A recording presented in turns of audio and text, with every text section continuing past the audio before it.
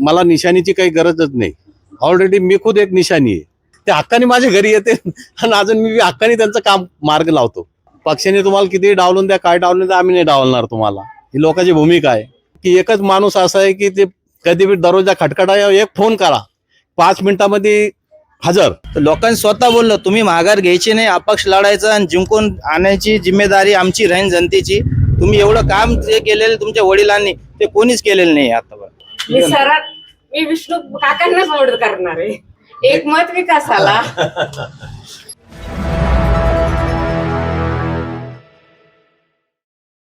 नमस्कार मित्रांनो, निवडणुकीची रणधुमाळी सुरू असताना प्रचार आता जोर धरू लागलाय. थंडीमध्ये देखील वातावरण आता गरम होऊ लागलेलं आहे. जालना महापालिकेची ही निवडणूक 9 वर्षानंतर लागते. एक लोकशाहीचा उत्सव साजरा करत असताना युती तुटली आणि त्याच्यानंतर बऱ्याच लोकांची मनं देखील तुटली. त्याच्यात आता जे अपक्ष उभे राहतात आहे, असं बोललं जातं नेहमी की अपक्ष कशासाठी उभे राहतात, एक तर कोणाला पाडण्यासाठी की काहीतरी त्यांचा दुसरा हेतू असतो. परंतु काही अपक्ष असे देखील असतात ते इमानतद्वारे बऱ्याच काळापासून आपल्या वार्डाची सेवा करत असतात आणि त्यांना वेळोवेळी चान्स मिळतो किंवा डावलण्यात येतात, त्याच्यासाठी ते पुढे येतात एक सेवा करण्यासाठी. असेच एक उमेदवार आहे. आपण सध्या आहोत प्रभाग क्रमांक 7 वारंटवाड रोड जो एरिया आहे त्या प्रभागातला, तिथं आपण आलेलो आहे. असेच उमेदवार आपल्यासोबत आहेत, विष्णू वाघमारे. दादा, तुम्ही सुरुवातीला तर तुमचा परिचय द्या आणि प्रभागाबद्दल सांगा. मी विष्णू धोंडीराम वाघमारे, प्रभाग क्रमांक 7 ओबीसी पुरुषमधून उभा आहे मी. जसं आता तुम्ही अपक्ष लढतात, आता अपक्ष लढणं म्हणजे खूप आजच्या डेटला इतकं अवघड झालेलं आहे, तर कशा प्रकारे तुम्ही आता प्रचाराला सामोरे जातात? नाही, माझ्यासाठी तर काही अवघड नाही आहे निवडणूक. का की मला निशाणीची काही गरजच नाही. ऑलरेडी मी खुद एक निशाणी आहे. एक माझा परिचय म्हणलं तर लोक खुद तुम्हाला देते की विष्णू वाघमारे एक असा आहे की कोणा लोकांना हे बी नाही माहीत की माझं नगरसेवक पद आता 4 वर्षापासून जे हे झालेलं आहे, समजा पुरी बॉडी डिझेल झालेली नगरपालिका, पण लोकांना वाटतं की मी अजून बी नगरसेवक आहे. ते हक्काने माझ्या घरी येते आणि अजून मी हक्काने त्यांचं काम मार्ग लावतो, जे बी माझ्याकडून होतं ते. जसं आता तुम्ही प्रचारादरम्यान सगळ्यांकडे फिरतात आहे, तर प्रतिक्रिया काय येतात आहे? आता तुम्ही अपक्ष आहेत, तुमच्या सिम्बॉलवर आता लढणं खूप अवघड, कारण सगळ्यांना मी आता सिम्बॉल दाखवणं आहे. आपण वेगळ्या सिम्बॉलवर लढत होतो, आता दुसरा सिम्बॉल आपल्याकडे आहे. तर प्रचारादरम्यान काय सामना करावा लागतोय? काही नाही, लोकांची एक भूमिका आहे की तुमचा चेहराच आमची एक निशाणी आहे. म्हणजे पक्षाने तुम्हाला किती डावलून द्या, काय डावलून द्या, आम्ही नाही डावलणार तुम्हाला. ही लोकांची भूमिका आहे. जसं आता समजा लोकांनी पुन्हा एकदा तुमच्यावर जर विश्वास टाकला आणि तुम्ही ठरवलं, तर या भागामध्ये काय राहिलेलं आहे, काय सोडून गेलेलं आहे की जे आता पुढे चालून तुम्हाला करायचं मानस आहे तुमचा? माझी गोष्ट आहे का, असं तर काही राहिलेलं नाहीये, पण जे बी राहिलेलं आहे त्याची आता तर असं आहे की जे मुलांसाठी जिम, लेडीजसाठी काहीतरी असं करावं वाटतं की त्यांना रोजगार मिळावा, आणि पुरुषासाठी बी असं वाटतं की आता काहीतरी त्यांच्यासाठी बी एक उत्तम योजना सोचलेली आहे म्या, पण आता पुढं पाहू आता की काय होणार आहे.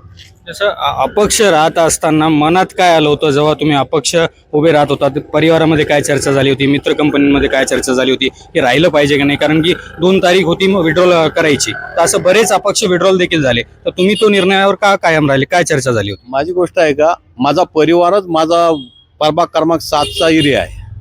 जे बी माझे इथले रहिवासी लोक आहे ते माझे परिवारातले. माझे स्वतःचे भाऊ वगैरे ते काही नाही बोलले, पण जे परिवार रात्री 12-1 वाजेपर्यंत माझ्या घरी आले की तुम्ही पाहिजेच म्हणे आम्हाला, तुम्ही उभा राहा, ते आम्हाला पक्ष कोणता आहे काय अपक्ष काही गरज नाही म्हणे, तुमची निशाणी म्हणलं तर विष्णू वाघमारे. जर आता निशाणीबद्दल सांगायचं झालं जनतेला, आणि जनतेला काय आवाहन करणार? तुमची निशाणी काय आणि जनतेला काय आवाहन करणार? माझी निशाणी नारळ. माझी गोष्ट आहे का, हे जनतेने ठरवलं की नारळ, बाकी काहीच नाही. आणि आवाहन काय करणार जनतेला? जनतेला आव्हान काय की त्यांना माहिती आहे की एकच माणूस असा आहे की ते कधी बी दरवाजा खटखटा, एक फोन करा, 5 मिनिटामध्ये हजर. त्यांना माहिती आहे की लोकल बस डब्बा आहे, कधी बी हात दाखवा, गाडी थांबा, विष्णू वाघमारे त्याची आहे. की माझी प्रतिक्रिया घेण्याच्या बजाय माझ्या प्रभागातली प्रतिक्रिया घ्या, लोकांची काय भूमिका आहे माझ्याबद्दल. गोपाळपुरा जा, अंबालपुरा जा, मोदी खाना जा, की लोकांची प्रतिक्रिया काय माझ्याबद्दल. नक्कीच ते बोलत नाही की लोक तर चौकडे प्रभाग फिरत असताना तुम्ही, पण माझ्याबद्दलची तर लोकांची काय भूमिका आहे ते ऐकून घ्या. नक्कीच आम्ही ते प्रतिक्रिया घेण्याचं पण एक दिवस ठरवलेला आहे की वेगवेगळ्या प्रभागातून लोकांची प्रतिक्रिया यायचा. पण आता तुम्ही एकटे इंडिव्हिज्युअल लढतात आहे. आता जर एक प्रश्न असा विचारायचा झाला की आता पॅनल घेऊन बरेच लोक चालतात, तर तुमच्यासोबत कोणता एक अदृश्य पॅनल आहे का? अदृश्य पॅनल म्हणलं तर जनताचे माझी, बाकी काही नाही. जनताचे माझं पॅनल बी जनता आहे बाकी मतदार बी जनता आहे, मायबाप बी जनता आहे माझी. सोबत कोणाला घेऊन चालणार? सोबत कोणाला नाही, माझा वन मॅन शो, सोबत कोणी नाही. बाकी जनता ठरवीन मग की कोणाला पॅनल मध्ये घ्यायचं नाही घ्यायचं काय, तर ते जनता ठरविणार 3 उमेदवार कोण आहे. जसं त्यांनी सांगितलं, आपण नेहमी काय सांगत असतो की नगरसेवक कोण असतो, आपल्या हक्काचा माणूस जो दिवस रात्र सुखादुःखात आपल्याला धावून येतो त्यालाच निवडून दिलं पाहिजे. तसेच त्यांचे चिरंजीव देखील माझ्यासोबत आहे. दादा, तुम्ही सांगा की आज वडील अपक्ष लढतात आहे, काय भावना मनात येते? प्रचाराचा सामोरं जात असताना काय काय कठीण सामना करावा लागतोय? दादा, जसा प्रश्न असा पडला की लोकांना की बाबा जसं तिकीट जे झाले ते पक्षाचे जाहीर, तर त्याच्यामध्ये लोक पहिले वडिलांचं नाव पाहत होते, वडिलांचं नाव का दिसत नाही पण त्याच्यात. तर जेव्हा ते घरी आले, यार तुम्हाला नाम नाही दिख रहा इसमें, तर मग आम्ही म्हणलो बाबा काय करावं. तर लोकांनी स्वतः बोललं, तुम्ही माघार घ्यायची नाही, अपक्ष लढायचं आणि जिंकून आणायची जिम्मेदारी आमची राहीन जनतेची. तुम्ही एवढं काम जे केलेलं तुमच्या वडिलांनी ते कोणीच केलेलं नाही आतापर्यंत. जसं आता प्रभाग 7 बघितलं तर व्यापारी बहुल एरिया, म्हणजे मोजके प्रभाग आहे जिथं व्यापाऱ्यांचं वर्चस्व जे डिसाइडर ठरू शकतात. जातीय समीकरणं पण जर बघितली इथं इतकी क्लिष्ट आहे की सगळ्या जाती धर्माचे लोक इथं आहेत, पण तू मेजॉरिटी जर पण बघितलं तर मुस्लिम आणि व्यापारी फॅक्टर खूप इथं आहे. तर त्या फॅक्टरनं काही नुकसान होईल का फायदा होईल? तसं पाहायला गेलं तर नुकसान काही नाही. आमची जी प्रभाग क्रमांक 7ची जनता आहे ते धर्मावर नाही अवलंबित राहते, कामावर अवलंबित राहते. त्यांना कामाचा माणूस लागतो आणि तीच माझ्या वडिलांची तीच पावती, जे काम करण त्याला जनता निवडून देते. त्याच विश्वासावर आम्ही उभा आहे. नक्कीच जर आपण बघितलं की जे कामाच्या विश्वासावर सगळी निवडणूक लढायला पाहिजे, वेळोवेळी आम्ही देखील पार्श्वभूमीच्या माध्यमातून आवाहन करत आलेलो जनतेनं देखील कोणत्या आमिषाला बळी न पडता, जातीभेदाला बळी न पडता, काम काय आपण नेमकं करतो त्याच्यावर आपण एक मेरिट जे आपण म्हणतो हे जनतेने ठरवायला पाहिजे. दादा, आणखीन काय बोलायचं? माझी गोष्ट आहे का, माझा प्रभाग नसताना बी, माझा प्रभाग रायमानगंज नव्हता पहिले, तिथले नगरसेवक दुसरे होते, पण तिथले जनतेला अशा माझ्याकडूनच की ह्यो कामाचा माणूस आहे. ती जनता जे आमचे पहिले वरिष्ठ नेते होते त्यांना बी माहित होतं की ह्योच काम करू शकतो. आणि तिथले माझी गोष्ट आहे का, जे छोटे पाईप होते तर रोज गटरीचं पाणी रोडवर जायचं. आणि तिथं मस्जिद आहे, त्या लोकांना बी तकलीफ व्हायची. आणि तिथले जे आपले बी हिंदू लोक बी ते बी माझ्या घरी आले की यार एवढं काम तुम्हीच मार्गी लावू शकता म्हणजे, बाकी इकडं तर कोणी करू नाही शकत. तर मी तिथं अजून लोक तर माझं तिथं कागद बी नाही, पण ते लोकांचा प्रश्न हाल व्हा करून सनी मी इतके मोठे पाईप टाकले की माणूस इथला तिकडं पाईप जाऊ शकतो. ते एवढे मोठे 900चे पाईप टाकले. तसं आता म्हणजे तुम्हाला एक खात्री आहे की मुसलमान वर्ग देखील तुम्हाला सपोर्ट करेल?